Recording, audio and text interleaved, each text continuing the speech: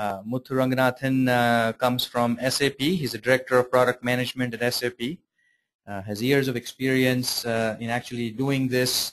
In the last 20 years of his working with a lot of companies, both IT and non-IT, and have gone through different variety of roles before he now runs the product management team at SAP. So look forward to the conversation, and we'll open up the lines for Q&A at the end of the conversation. So over to you, Muthu.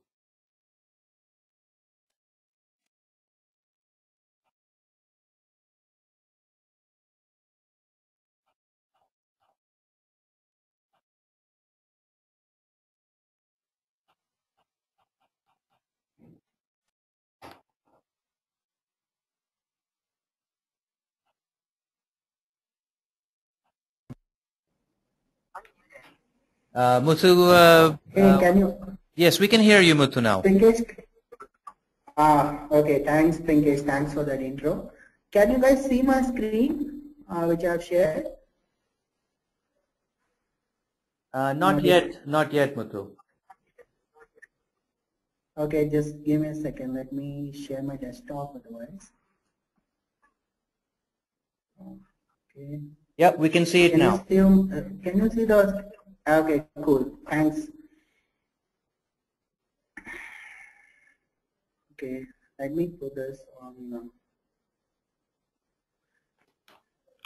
Okay, thanks, Pinkesh, once again for this opportunity to provide my experience on product management working from here in India.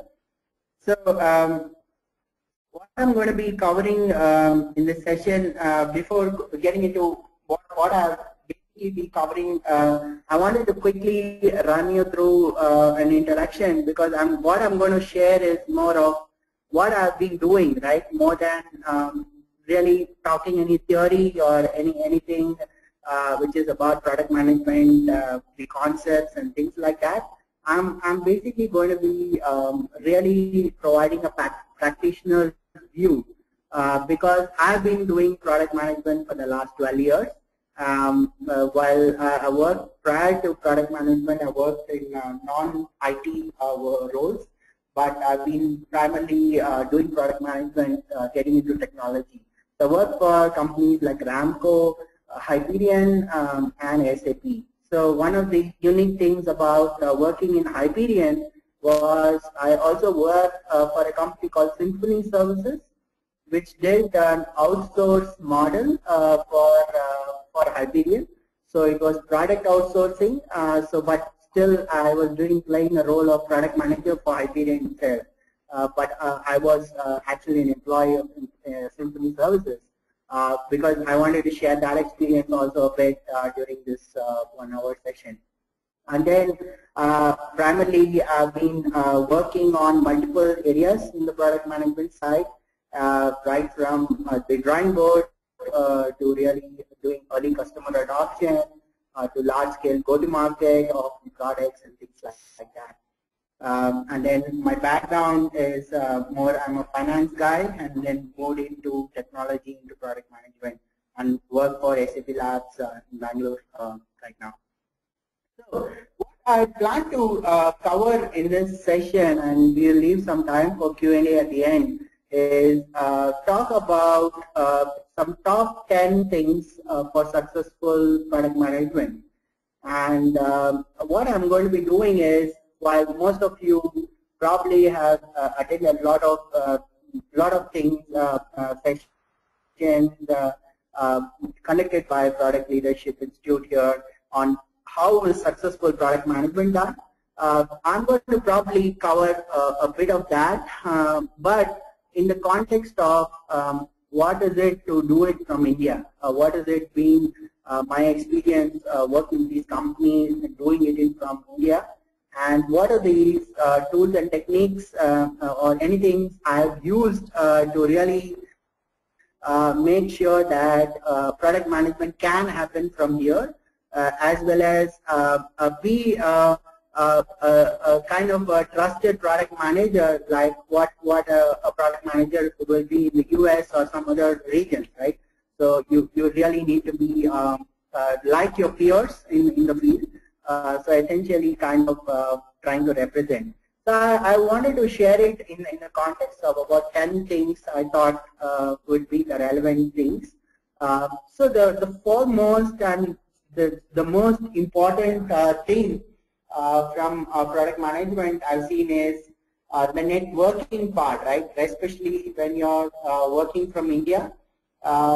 It's really essential for you to be doing really a lot of networking, and the networking I put in here a few thoughts on what I've been doing from a networking perspective, right?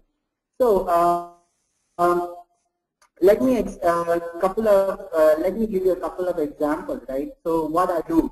So essentially, like whether it was my Hyperion role or now in SAP, one of the important things I've always been doing is while taking off the specific project which we work on, making sure that I'm part of some of the customer circles which are involved in this product. So it's typically, if you see, there are different types of products which are already very matured. Some products are just launched and it has to be taken up to the customers and things like that. But for every such thing, kind of being part of the customer circles. So it could be like you have some customers looking for these things. So you somehow have to find out which are those customer circles. It could be a forum. So at SAP we have things like user groups, which is a good thing. Many companies may not have such things, but trying to be part of user groups and trying to know some of the customers and customer circles has been one of the important things I've tried to do. And then also staying very close to the sales organization, right? Like the field organization, trying to know who are the real experts in this space. So I've been selling a lot of CFO solutions, so trying to know the CFO sales reps across and trying to go and know those guys and network with them, get to know them very well, which will help in a lot of ways, right? So that's the other part. There's other thing called what I said, a specialized circles. Now I'll give you a couple of examples here.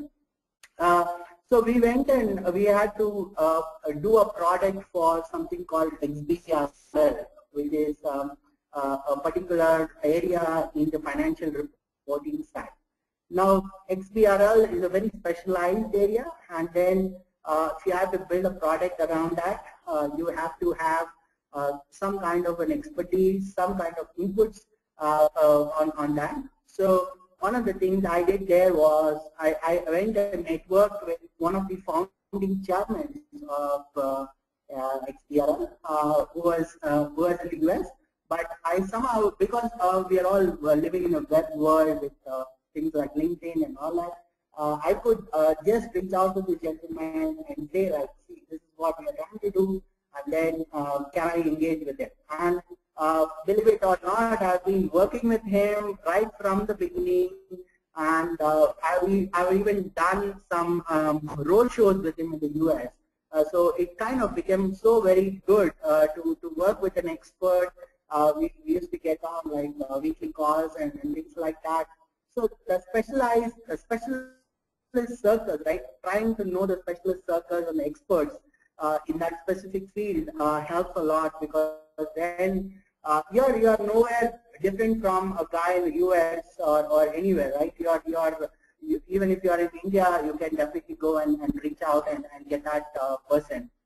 And then of course doing a lot of social media related things, that's also very helpful.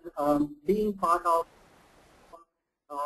Twitter and networking, LinkedIn, you can work with, you can find all kinds of experts sharing a lot of their insights. You do get a lot of, you could acquire a lot of your functional knowledge too. So it's very important that you have to network as one of the key things working from India.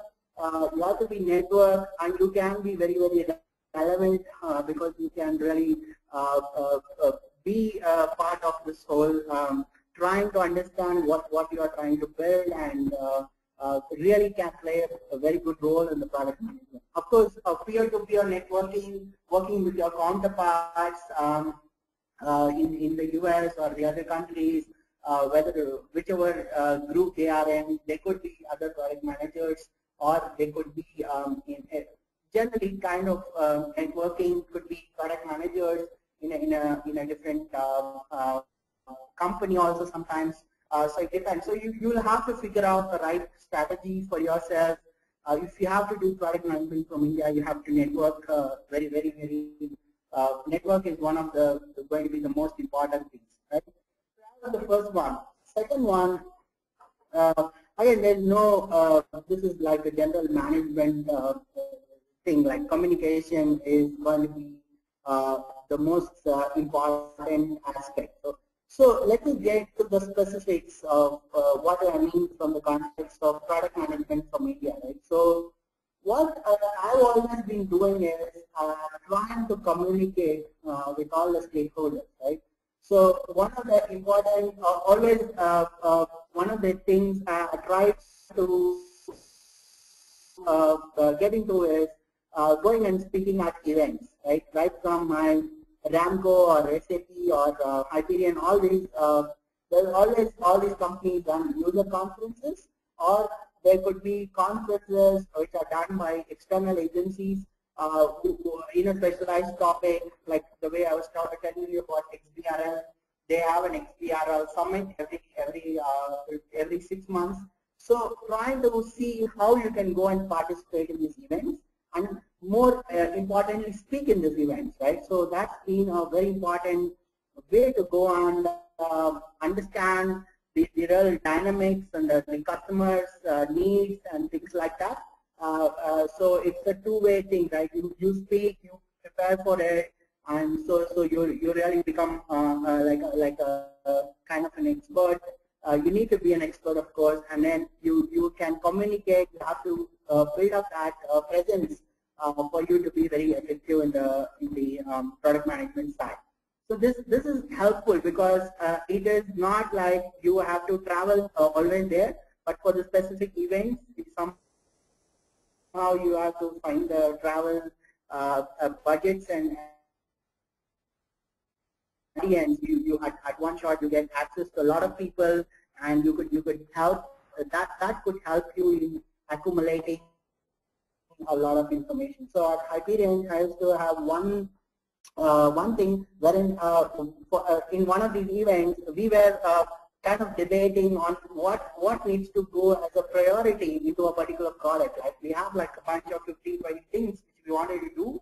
All of them we were still not very clear which is going to be the high priority. So what we did was we did a survey as part of the speaking session. I did a survey and gave out to all the participants. There were some really good customer guys were there, and they could give us a quick feedback, and then that helped us to really say what they're looking out for in a particular product. So that was very, very useful. And then, of course, speaking with customers and prospects, having a one-on-one conversation.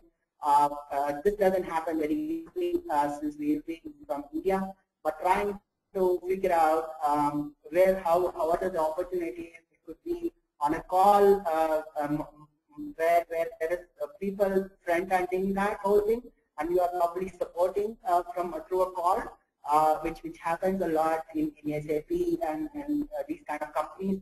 But it could be challenging in a smaller setup. But for sure, speaking with customers, prospects in every opportunity has been one of the key things where the communication really helps, and you get a lot of information from the customer side, and you can also share a lot.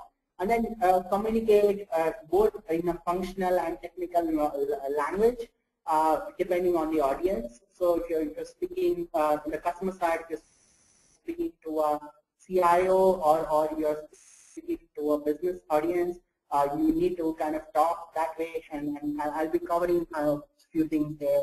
And then communicating to executives, right? Whether it's internal executives or external. So there are like few things, but the top of mind is like I would say speaking in the events and doing this one-to-one thing where you really get to do a lot of things, get to know, and that will help you a lot from a product management perspective. The third thing I wanted to share is specialization, right? So product managers, again, as I said, it is not something very unique to the Indian context. It's from a product management perspective, you have to be a specialist. You need to have a kind of specialization. So I always categorize it into 3 levels, right? The level 1, wherein if I'm at a company like SAP, I should know at level 1, which is not very detailed, but at a very high level, I should know the entire company strategy, company's portfolio, which I can have a kind of a discussion with any customer for like 30 minutes. But at level 2, which could be my own product portfolio, not just my specific 2 or 3 products, but could be a set of products where I would be able to little more go into more details. I could even talk a little bit of the feature functions and how does it help solve the problems and things like that. And then at the level 3, which will be my own products, I need to know all the details, right? Really get into details, share things, best practices, or what other customers do with this type of product, and things like that. Really, you are like the real guru or expert. Now, specialization is a must-have, right? Like what I've seen from the Indian context is that people, mainly product managers, are very more technically oriented, right? So they don't grasp the functional side so much. They're being very strong on the technical side, and that really sometimes makes it difficult for you to really kind of scale in the product management function. So it's important that you have to have a mix, but you have to be definitely technical also, at least to know that what your products can do with the technologies you're using. And you need to really talk both the you need to have the specialization both from the functional and technical aspect. At least at your product level, you should be thorough on both sides. Whereas as you grow up into level 2 and level 1, probably you know one part of it very much, right? And then if you really need all those customer exposures and you want to be speaking at events and things like that, which I shared, obviously you need to be a specialist. Otherwise, you're not going to be getting that kind of visibility or exposure, right? So that's the point. Now, moving on to point number 4, what I said, like knowing your competitors. Now, this has been one of my favorite things where I've been quite received well in my own companies, and the way I've helped my sales teams to sell our products and things like that is around knowing your competitors, right? So like really when you're building products, you need to know who are you competing with, right? Now, as a product manager from India, you're as much as what you are as any other product managers in the world, right? So you can do as much research as anybody else can do, because it's all usually not publicly available information, whatever. And the only thing is probably you need to, you might get some insights from customers who are also looking at the other products, which is where I was always telling you that you have to have ways to get to that information through those other channels like networking and things like that I mentioned. But the competitor piece is going to be very important, and this is how you really get involved in this, is trying to be upfront, right? Taking up, building some content around this, contributing to differentiators, so you know your products very well.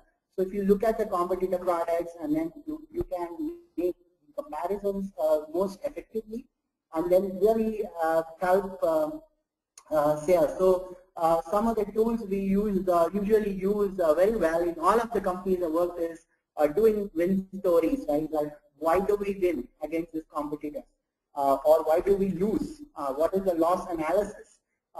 What was the reason, whether it was product reasons or some other reason, right? So all that, trying to capture all that information is going to be just talking to those sales guys or to that team which is basically selling this products. I know this could be not relevant for some products which are like a B2C product and things like that, but essentially you really, this is one of the effective tools. We could really know how competitors are doing, and there are tons of win stories already published, which also you can get access to, and then you could really see how it will help. And this also, I always have this two ways of this whole thing, right? So as a product manager, you're always the glue between the sales guys and the customers and the development team. So when you prepare these comparisons with competitors, you need to have always two versions. The first one version needs to be more sales facing, where you say that our products are better, how our products are better than the competitor products, right? Which you help the sales guys to go sell it. But on the other hand, you're looking at on the development side, you need to tell the developers and the architects that why our product is not as good as the other products, or the competitive products, so that those things can be brought into this product, right? So it's basically you need to play that differently between these two audiences, but it really helps because that will help you to improve your product, whereas you still have a very positive outlook on what is the differentiator of our products versus the competitive products. Hey Muthu, Muthu, just a quick question that has come in.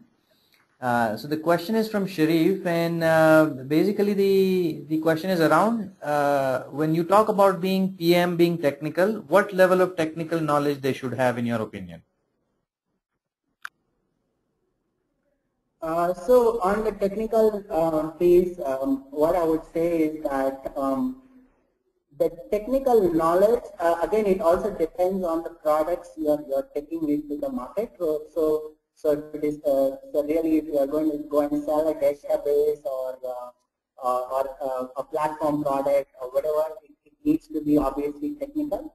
But let's say if you are trying to sell an application, obviously what you need to know as from a technical perspective is at least you need to know the architecture and what is the possibilities of doing it. So at least to the level of technical architecture, you should be able to know that level so that you can have a decent conversation, especially saying whether it's possible or not to build something like that, right? So I would say I'm not a technical person generally, but I try to be as much informed and know what is possible technically, so that at least the architects and the developers who you are working with at least gets to understand it. But I don't think you need to really go into too much technical. Then you're not like playing a real product manager role. That's what I would say. So maybe take a couple quick questions if you don't mind, Muthu, that have come in. Okay. So one of them is from Anshuman. He talks about, if the sales is in the US market and obviously the product manager sits in India, can you suggest some examples or best practices on how you can support that kind of an initiative? And I think that another question from him as well, which you can maybe answer together if you can, is how important is finance knowledge of numbers, knowledge of finance important from a product management perspective? Yeah, so I think Pinkesh has still not covered my full 10 things, right? So I did, at least for the second question, I did have those things there. So probably I'll cover that in my later slides. But regarding that, the sales in the US and then the product management from India, as I said, pretty much possible in the sense you need to also work with the sales guys in the US. There is no company can be without sales guys. There might be some pre-sales guys who are generally the guys who show that they're product demos and things like that. So in that kind of a situation, now I'm only talking about enterprise sales. You can definitely get a good insight of what's going on in that region. You probably have to get on calls with them on a regular basis or understand the real dynamics. And definitely you can really articulate what is there in the currently in your products, and then probably help to improve your products. If you're completely building a product from scratch, which we have done a couple of times, you have to go after some customers, like we do customer co-innovation, wherein you can try to understand a couple of customers at least to understand what are the use cases they're looking for, and then apply and use that in your as you build your product. So essentially, means US you can definitely do your products as a product manager from here, and if the sales is in the US. So means I would say that's like kind of what I covered. How do you do it? I gave some of the tools which I've used. Now, none of that is there. You have to just get on a call and do things like that, or you have to travel for a couple of weeks. So I've done like maybe 2 weeks travel in a quarter in the initial phases, and then try to get an understanding, come back here and do the products, and then again go back for when the product gets rolled out for a week or so, right? That's what I would say as my answer. Okay, so let me quickly cover off the other things. The other one is the markets, right? Knowing your markets, right? So at least from my experience, what I have seen is that when you make products, whatever products have really been involved is always for global markets, right? But what happens is that each one product does not like fit for all the markets. It's very difficult to build products for the global markets, or you have to figure out how those different use cases can be met. You understanding the dynamics of these different markets. So what from my understanding is that always when I work with US customers or the US market, it's been always that they're looking at more simplistic things in the sense they want to keep everything very simple, explain very simply, and then the UI, the user interface becomes a very highly required thing, and it's a bit high level. You can probably talk a bit strategically and make your product a bit successful in the US. Of course, it needs to have some value prop and things like that. Whereas when you work with Europe and even Asia, you always see that the products, you need to get into all the details. So it's more of a cultural thing, as well as that when you kind of show your product, you need to really explain it in more detail because there could be very detailed level things coming in. So there's like some of the nuances. The other thing is the way they function, right? While some countries like Germany or Japan, whom I work with, they are the whole business works in a very structured way. They are very process oriented. They don't so much. Everyone wants the results, but they are more towards getting that. If they do the process, they run the process effectively the right way, they can get to the results, right? Whereas when it comes to some other countries in Asia, US, it is very result oriented. So when it comes to the product management side also, what I have always been kind of putting it is that the products you make need to be that just because you cannot show a product which is at a high level to a European audience, right? You have to really show the details. You need to really have a really more detail. The UI may not be so important. And then you also basically look at the way the product is architected and a few other things. Whether the product goes through like a structured process or does it really get what needs to be done. So these are the kind of aspects when customers really look at your products, they get to see. And this is again knowing these market dynamics depending on which markets you are doing is going to be very important as you build products for this markets, right? So that's the point.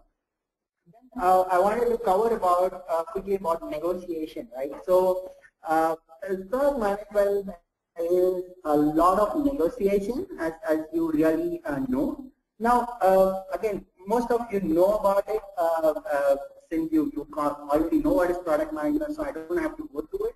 But what I want to really highlight when you do it from India, right, that is the additional dynamics which comes into play, right? Even when you are, you have to also convince more your internal audience.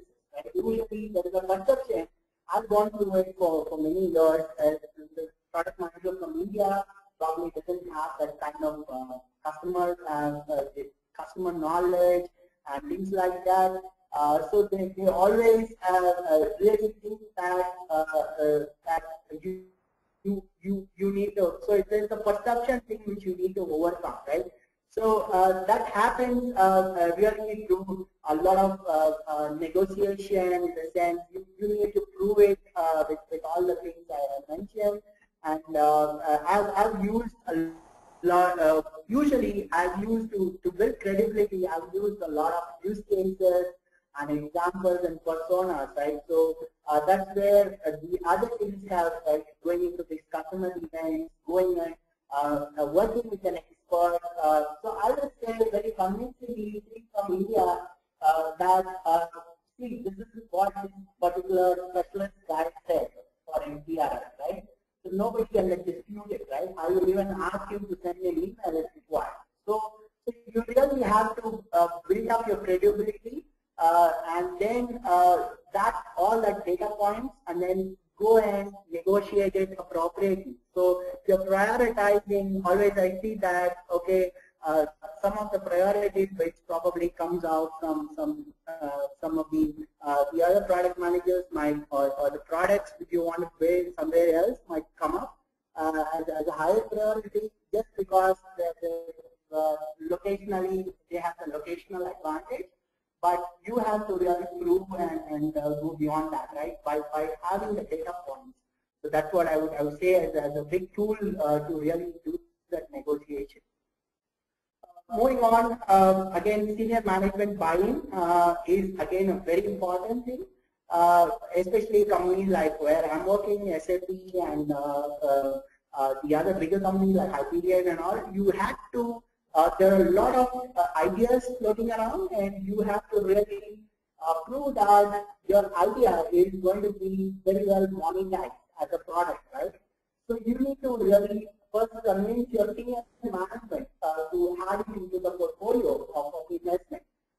If it is a new product, portfolio of investment, if it is basically big features which you want to build into your products, everything you have to go and convince your senior management. So what I always use is that always I'm prepared for a 15 or 30-minute meeting. So if you are going to, let's say you have an opportunity and a senior guy comes in to India, you need to have that conversation with them and then you should be always well prepared to go and talk to them about these ideas and very convincingly, right? So preparation is a must, but it is basically you are working So you need to really get that, sometimes that you need to get that management buy-in. So it's a good and bad to be in India. So what I have seen from my experience is that while I'm not there face to face with the senior guys on a regular basis, what happens is whenever they travel or I travel for a very short term, I always get time with those guys because I'm always thought that I'm sitting somewhere else. So definitely I always get that time, which probably even the local product manager or the local guys may not be getting. So it is always a great opportunity for you to talk about it, and then all the other tools I mentioned are always going to be helpful as you prepare yourself and basically go and talk to the senior managers about it. Then quickly I'll cover off the rest, like spreading your knowledge. Now, if you're a specialist, you are having all this knowledge about your products and all the things I talked about is spreading your knowledge, right? It is a very important way to stay connected and be a very successful PM from India. From 2007 onwards, I have been doing a lot of blogging in the topics, in the products I work on. So SAP has this SAP community network, and there are a lot of external sites we work with. So you have to start writing blogs. You can tweet, you can share, you can create anything. So there's a multiple tools, but sharing your knowledge, what you have, really scales up as a product manager. Now, blogging is as a very, very effective tool to be done from India, because who cares like where you are from? Like you can blog from anywhere in the world. If you are an expert, you can always share. And then also blogging or sharing knowledge about best practices. And best practices, when I say, is from a functional domain area. So for example, one of the topics I work on is analytics. So I can go share a lot of knowledge around analytics, right? As a topic, I share blogs. I can even go and do an external webinar and things like that, which I've always been doing. So spreading your knowledge is also very, very important. Internally also, you can go and try to get opportunities like running a customer advisory board session, which we used to have in Hygiene, where a select set of customers get on a monthly call with you, wherein you can go present to them your ideas and new things, and then they can validate and tell you where it is, right? So you could form your customer circles, run a customer advisory board and things like that. And you can also tell your customer success stories externally, right? So these are like the things where you can spread your knowledge somehow, which will help you very well as a product manager from India. So balancing your time, it's a very challenging thing. Like the past 8, 9 years or 12 years, at least I would say 9 years, I have been having always challenge from a family time perspective, because you always work with US time zones or European or Asian time zones, where you have to get up early in the morning to attend a call with Australia or something like that.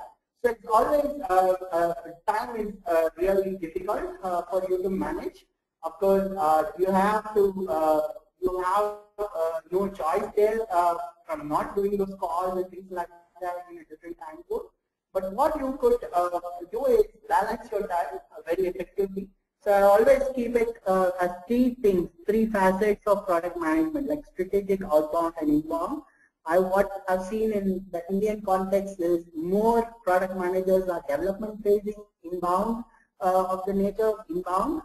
I think probably I would say 50%, 60% of our time usually go for facing the development.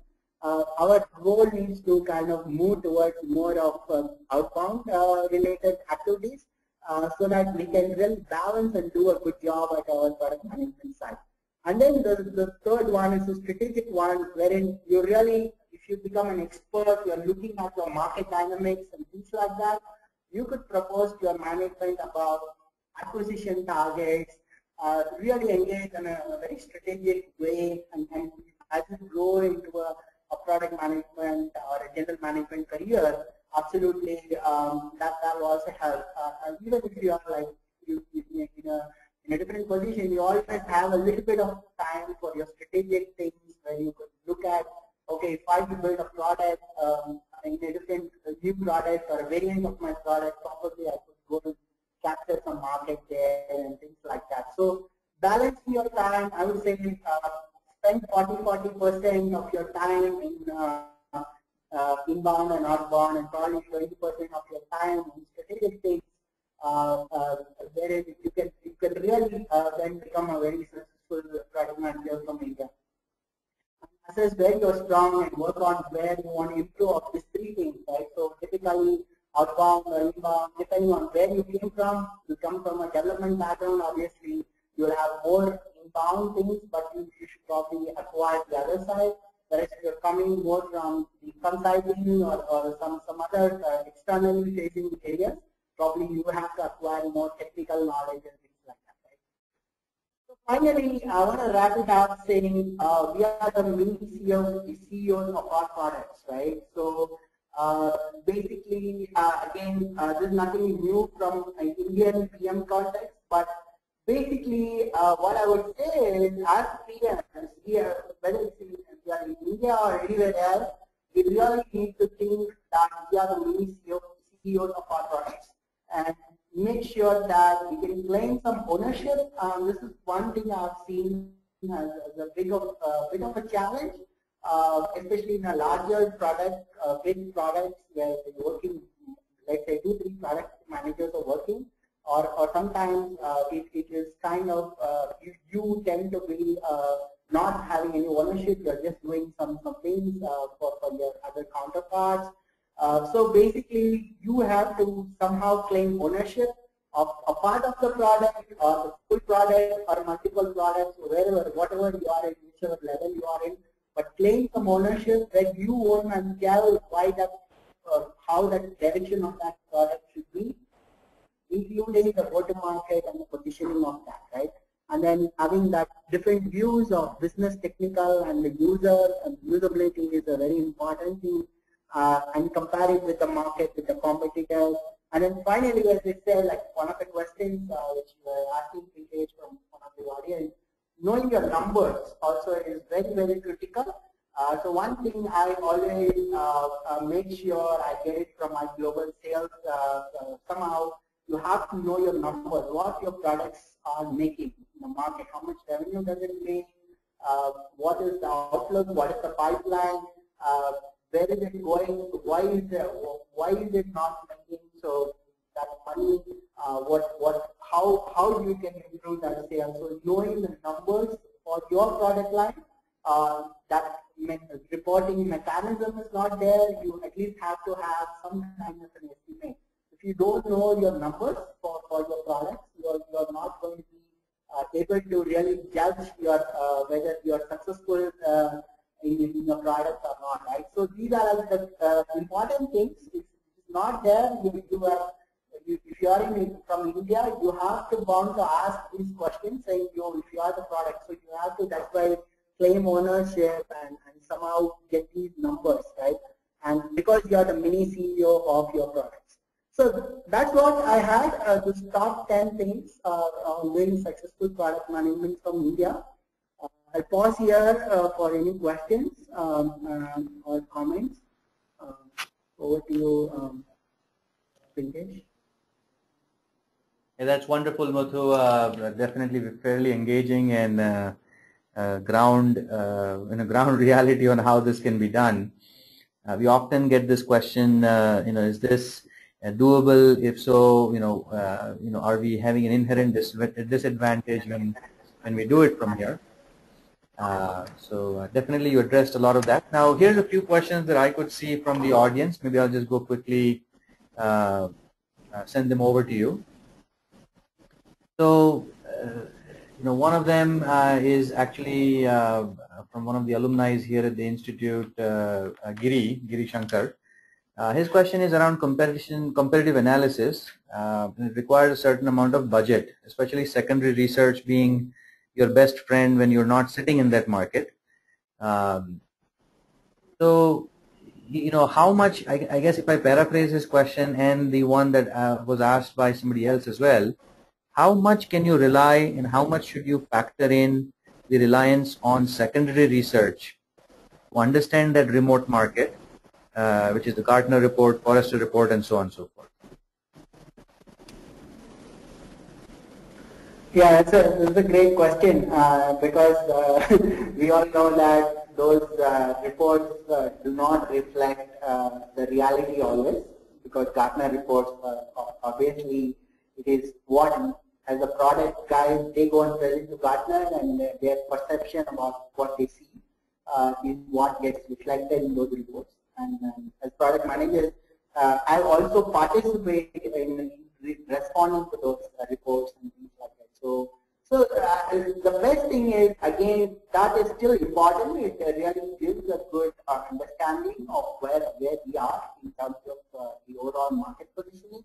I would say that one thing is to look at multiple reports, right? Not just Gartner, but look at, say, Ventana or Aberdeen or all these multiple guys who publish the reports, so you get a holistic view of how it is.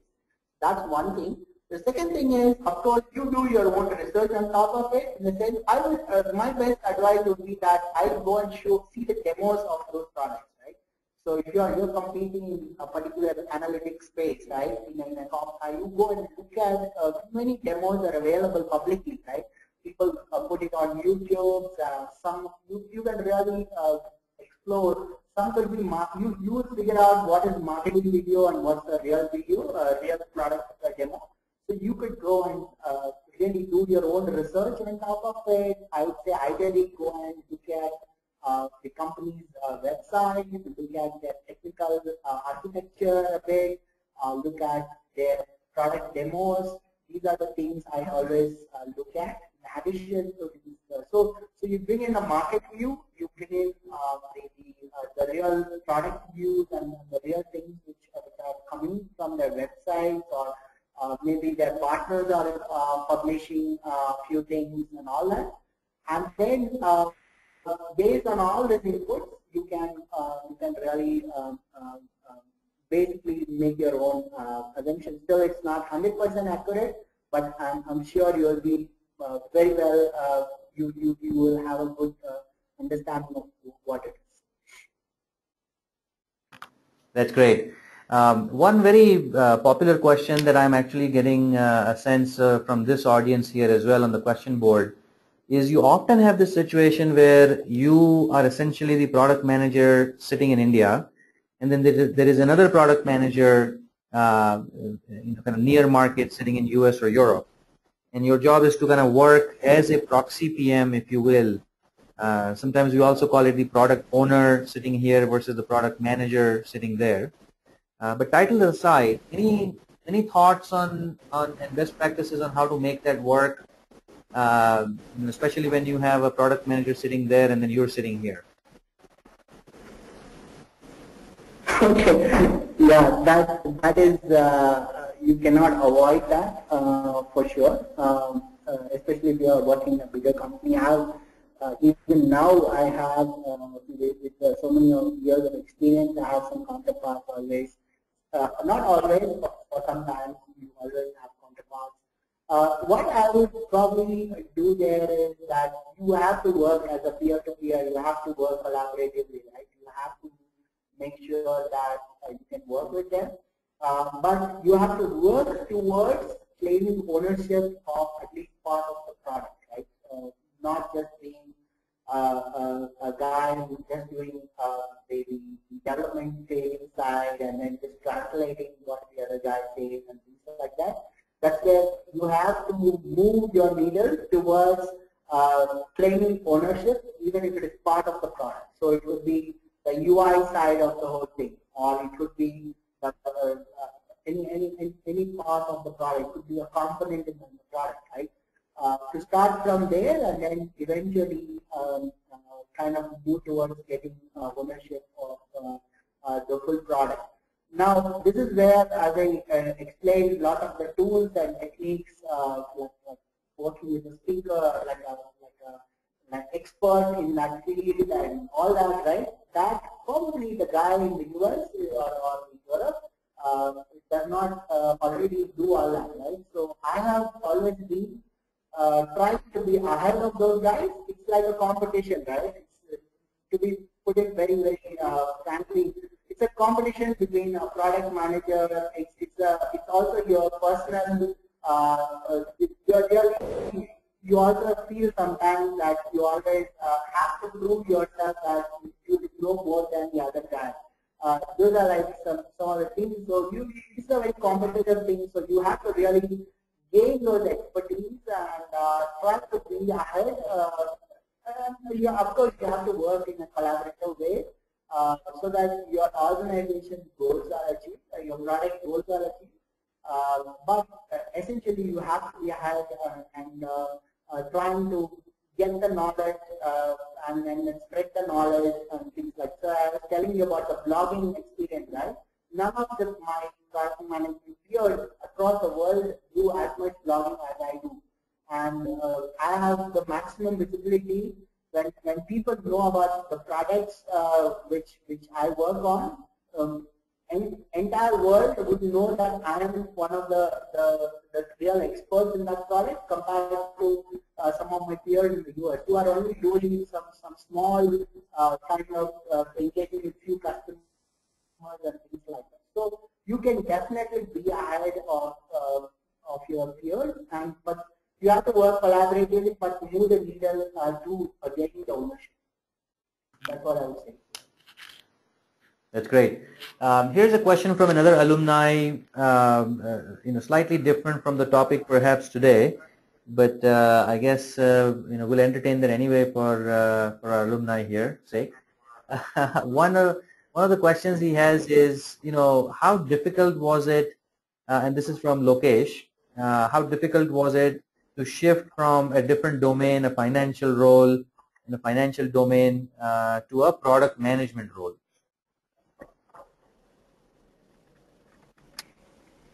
Okay, that's a great question. As you rightly said, probably it's not very relevant, but it's a general product management career shift, career challenge.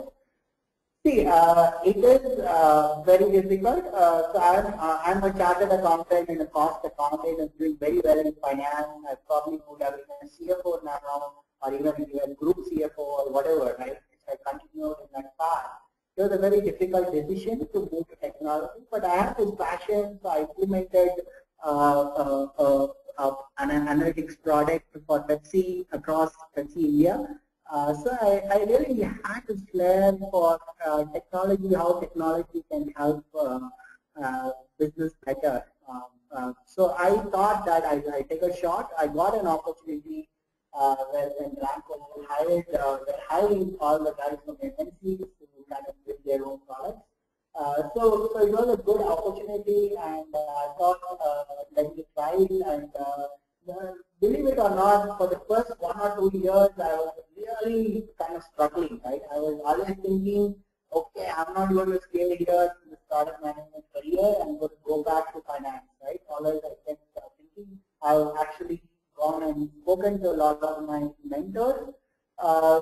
So it has worked out. After that, I've somehow kind of transitioned out of that initial resistance to change. But it's a pretty challenging phase when you want to make that career shift.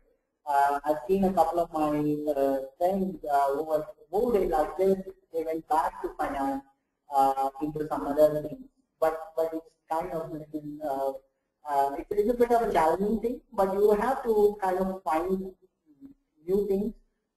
But what I personally feel is that I have now traveled like 18 or 20 countries in the world. I've done a lot of I've really talked to like really top CFOs in the world and things like that. If I was in a finance role, I could have probably done only in the Indian context, maybe on I could have probably moved in little higher or whatever. But this is the kind of thing which is really is what I think product management offers to me, to work with really a global perspective like that. Excellent. So there are a couple more questions, but we're right dot on the hour now. And what we will do is the discussions can obviously continue on the LinkedIn group as well, where Muthu is also a part, a member, and we'll answer additional questions offline. If you haven't joined already, you should definitely join the LinkedIn group. It's called Adaptive Marketing, and you'll get all the announcements for the future events as well once you're part of the community. So with that, we'll Hello? next. Yes, go ahead, Muthu.